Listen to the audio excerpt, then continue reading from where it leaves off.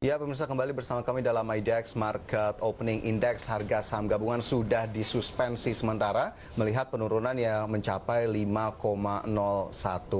Dan jika kita lihat, suspensi juga kemarin dilakukan begitu ya di perdagangan Kamis 12 Maret dan ada sejumlah saham yang ternyata juga membukukan penurunan cukup dalam pada perdagangan kemarin. Kita coba lihat bersama. Ini kami sudah rangkum untuk Anda. Ada 5 saham yang masuk dalam kategori top losers pada perdagangan kemarin. Ada Wijaya Karya dengan terkoreksi 18,2%, di mana harga terakhir di 1145 dan market caps dari Wika ini 10,27 triliun. Sementara Waskita Karya juga harus terkoreksi 16,2% ke posisi Rp645 ke level 8,76 triliun rupiah. Sementara Era Jaya juga kemarin turun lebih dari 10%, tepatnya 14,9% ke posisi Rp1.260.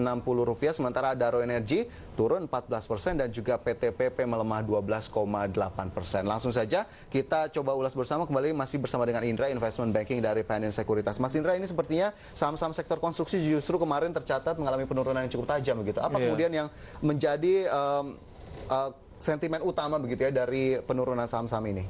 Kalau konstruksi sih aku ngelihatnya satu, lebih kepada dikhawatirkan kontraknya nggak banyak lagi di tahun ini. Kan trennya agak melambat ya untuk konstruksi. Terus juga terkait dengan mereka kan debt equity udah gede-gede semua tuh. Jadi dikhawatirkan ini perlambatan ekonomi ini memperparah kondisi mereka. Oke, jadi itu yang memang menjadi kekhawatiran sehingga akhirnya kemarin sahamnya down-nya cukup tajam begitu ya. Tapi jika kita lihat fundamentalnya begitu, Mas Indra, ini saya juga sudah punya data-datanya. Ada Wijaya Karya salah satunya begitu. Kita coba lihat juga bersama pemirsa, Wijaya Karya Persero Tbk ini atau Wika, di mana sesi perdagangan 12 Maret kemarin saham Wika merosot 18,21%. Sementara jika kita lihat strategi yang sudah diterapkan, alokasi belanja modal di tahun ini 11,5 triliun rupiah, memang lebih rendah 26% dibandingkan tahun 2019 lalu. Sementara kontrak baru yang dibidik ini sebesar 65 triliun rupiah, didominasi kontrak pemerintah sebesar 22%. Pendapatan di kuartal 3 di tahun lalu turun 12,86%, meskipun laba bersih ini masih mampu naik 57,18%. Dan kita masih menanti bagaimana rilis di kuartal 4 dan juga full year di 2019. Apakah kemudian data fundamentalnya juga mengkonfirmasi bahwa akhirnya ini menjadi dasar para investor untuk kemarin melakukan aksi jual sepertinya di saham Wika? Nah, yang jadi persoalan itu konstruksi itu trennya kan udah menurun dari tahun lalu kan. Artinya memang secara tren dia itu turun. Nah, kondisi dari market saat ini memperparah kondisi sentimen terhadap sahamnya. Seperti itu. Jadi akhirnya gempurannya juga lebih kencang, bener, tambahan gempuran gitu loh. Tapi melihat harga sahamnya sendiri begitu Mas Indra, akhirnya apakah ini sudah sangat under value sekali sehingga sudah di bawah harga wajarnya mengingat penurunannya cukup dalam di hari kemarin? Kalau dibilang murah, kita semua sepakat sih. Maksudnya secara historical pricingnya lebih cenderung rendah, malah beberapa ada yang mau mendekati harga IPO-nya. Tapi kalau misalnya kita lihat secara keuangan total kan kita harus lihat rasio-rasio keuangannya, debt to equity dan sejenisnya. Dan aku ngeliat itu juga tren dari penerimaan income ke depannya. Kalau aku lihat sih, apalagi konstruksi ini mungkin ada baiknya kita back to yang good stock dulu ya, top liner dulu ya, kayak banking sejenisnya gitu loh. Yang mana itu kan yang terdepan, front liner, baru kita pilih second linernya.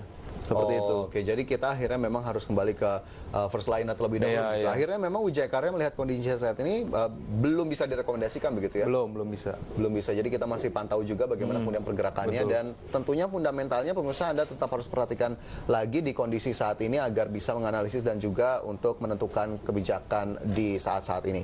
Dari Wijaya Karya kita bergeser juga ke emiten lainnya. Ini ada Adaro Energy Tbk atau saham ADRO yang juga kemarin membukukan penurunan 14% di sepanjang hari. Sementara jika kita lihat ini pada 2019 pendapatan dari Adaro Energy sendiri turun 4,42% secara tahunan ke level 3,46 miliar dolar Amerika Serikat. Sementara penjualan batubara ekspor ini hanya menyumbang 2,55 miliar dolar atau turun dibandingkan tahun sebelumnya. Dan laba bersih di tahun lalu harus terkoreksi 3,23% secara tahunan ke level 404,19 juta dolar Amerika.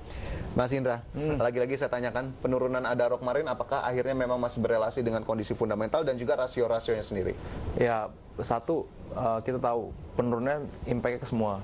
Hanya siapa yang cenderung outperform terhadap benchmark IHSG atau underperform. Seperti yang Mas sebutkan tadi, saham-saham itu kan underperform. Nah, tapi kalau kita lihat tuh di balik itu ada sisi sentimen fundamentalnya. Contoh kayak Adaro kan related commodity. Commodity price kita sekarang lagi melambat. Even gold aja mengalami koreksi. Safe haven aja koreksi gitu loh. Artinya orang di sini ngelihat tren kedepannya kurang begitu bagus.